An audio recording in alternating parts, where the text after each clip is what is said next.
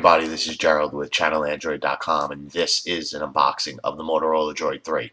Now, I know it's a little late, and we probably should have had this up a couple days ago, and I probably would have if I would have got my Droid 3 on time. Realistically, I was supposed to get this about Friday of last week, so about 5 days ago. This is Verizon's fourth attempt at trying to ship me this phone, and I finally received it. So I won't go boring you guys with what happened and all the details. Let's just say that they screwed up 3 times. But here it is.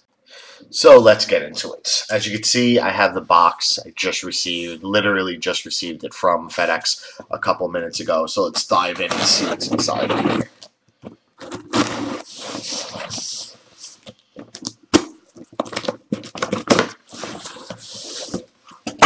Okay.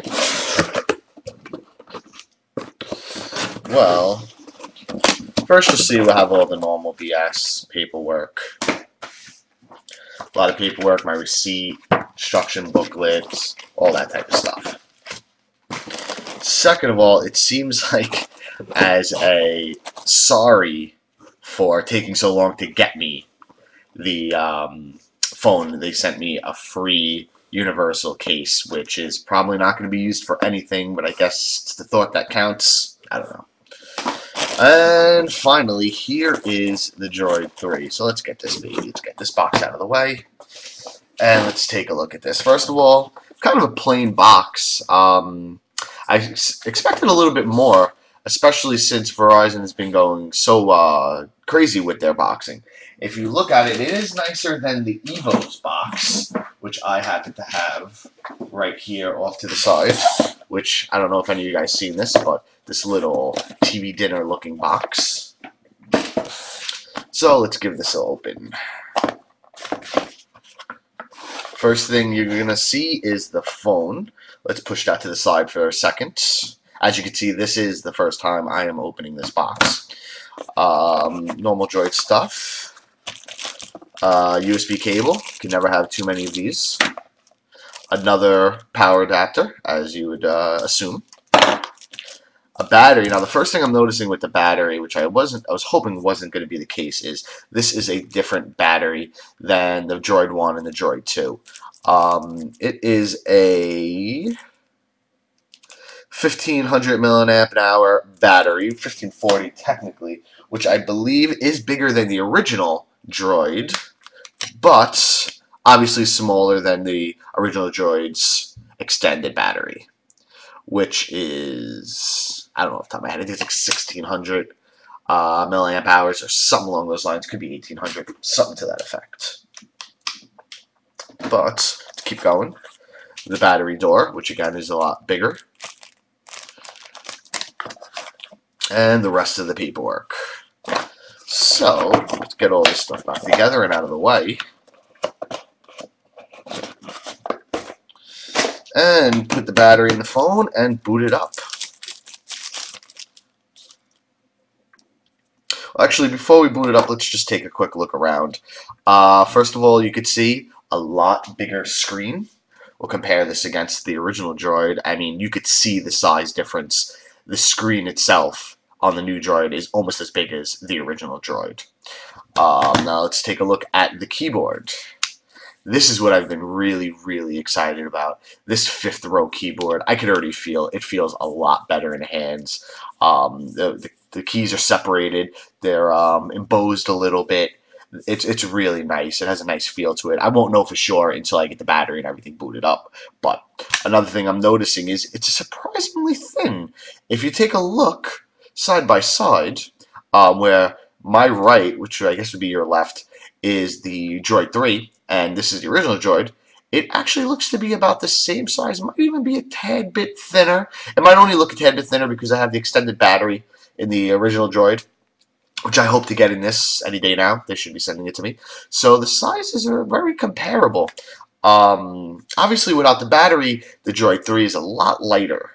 Let's get the battery in there and just take a look. You know what? The actual weight isn't increased at all from the battery. It's actually interesting how much lighter this is from the original Droid. Get that battery case on there. So now we have the whole thing put together.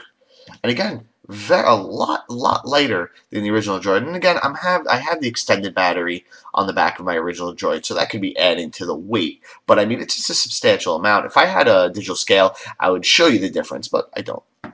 So let's just take a quick look around. At the bottom is the normal home, back, search, and menu buttons, and they are using the new set that they've launched with the Droid X instead of the old setup of them, as you can see. Looking around the device, not much to see on this side other than the volume rocker. Coming up to the top, there's the power button, which is interesting this time. It's in the middle, which is usually off to the right over here. But instead, off to the right over here is the headphone jack. Coming around the other side, not much to see here other than you have your mini HDMI port, micro HDMI port. Definitely don't want to make that mistake when buying the cable. And then you also have the micro USB ports. Coming around the bottom, not much else. Up on the back, we have the 8 megapixel camera with LED flash. And that's about it. As you can see, this is probably the speaker right over here. And I guess this is a back mic. Whereas, if you look, here is the, I don't know if you can see that yet. You can see that front mic. Up on the front screen, you also have the forward-facing camera, which is right there in the corner. And I believe right next to it, you can't really see, is the proximity sensor. And from what I was told, and I don't really see it, but there's also an LED light up here somewhere. I don't really see it. It's probably because of the plastics over it, but from what I hear, it's there. And I guess that's pretty much it when it comes to the outside of the phone. So while you guys are here with me, let's give it a first boot. And from what I've heard, this actually boots a lot quicker than the original Droid or the Droid 2 does. So I guess we're going to have to take a look at that. I'm very happy. As people who watch the show know, I've been dying for this phone to come out. And I'm very happy it is. It has a nice 4-inch screen, 5-row keyboard, as we mentioned already, that feels a lot better. The device hasn't been rooted yet, and it does have a locked bootloader. But I'm sure that we will get around that pretty quickly. And there we go. We're already booted up. So I just wanted to give you guys a quick unboxing of the Motorola Droid 3. Once I get a little hands-on time with this, I will do another phone, just an overview of the new Moto Blur, which I guess it's not really called the Moto Blur anymore. It is, I don't think Motorola even has a name for it. And luckily, it's not all the same stuff that was last time. It's a lot more lightweight from what I hear, so I'm very happy, interested to dive into it. So just to give you guys another example, here is the Droid 3 next to the original Droid. You can see a pretty big size difference. And just for a better comparison, here is the Droid 3 next to the Evo 4G, which you can see the Evo 4G screen obviously is a bit bigger. The Evo 4G has a 4.3-inch screen, whereas the Droid has only a 4-inch screen. And the actual unit size is bigger on the Evo, but you can see the Evo is a lot slimmer than the Droid is, and that's mostly because of the keyboard. You take the keyboard out of here, and you have a very slim device. So that's it for now. And I'll see you guys later.